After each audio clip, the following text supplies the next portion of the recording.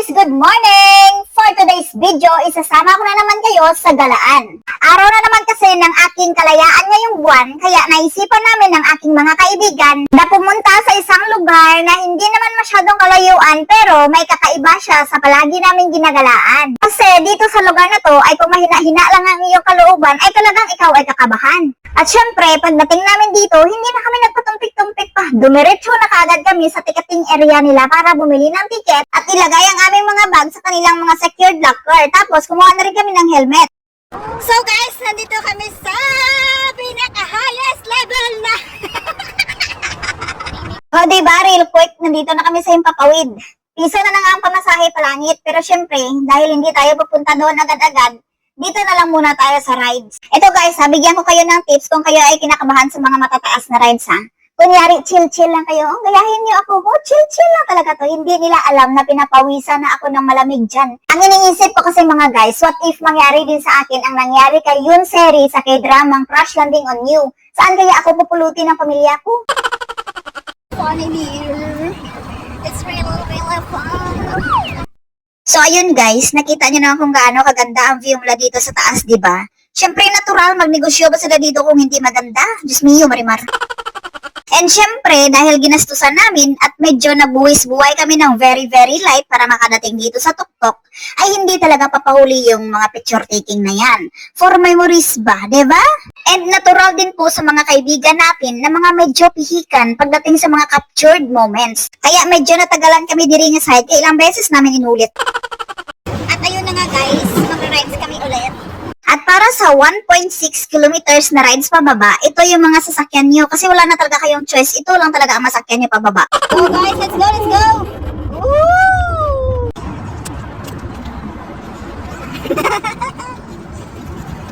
It's so fun! Yes!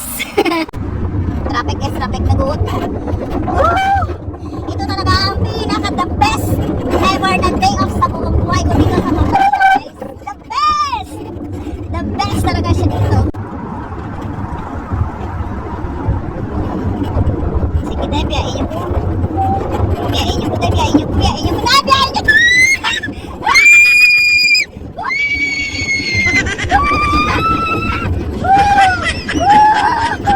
Bala kayo dyan! Wow! Madyan!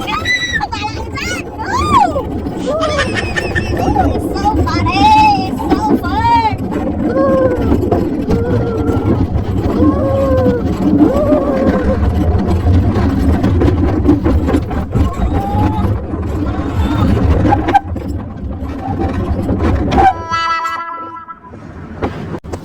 Naguot.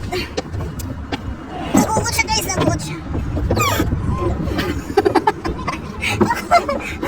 Naguot.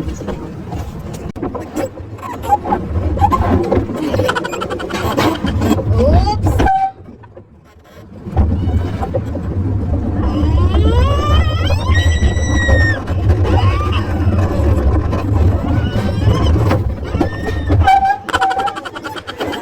Natapos na nga ang aming maligayang moment kaya pumasok kami dito para kunin sana ang aming mga stolen picture na kuha ng kanilang mga rides camera. Kaso lang, parang hindi pa ata satisfied yung mga kasamahan ko sa mga nakita nilang captured picture nila. Kaya lumabas muna kami para maghanap ng aming makainan. Magla-lunch daw kami guys pero dinala nila ang kanilang helmet. Siniwan ko yung akong helmet ya. Ano ba lang to? Ano mas-scan ka rin din balik, diba?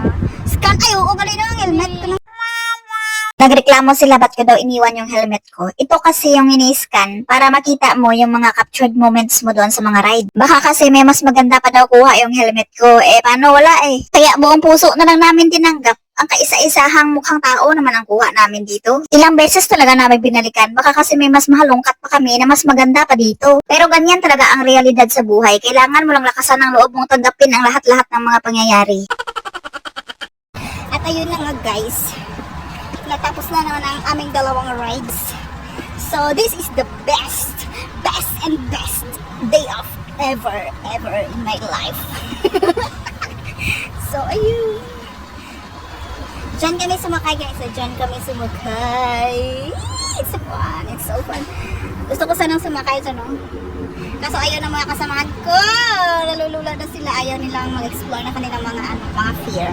Ayaw nilang i-conquer ang kanilang mga fear. Di ba dapat kino-conquer ang fear?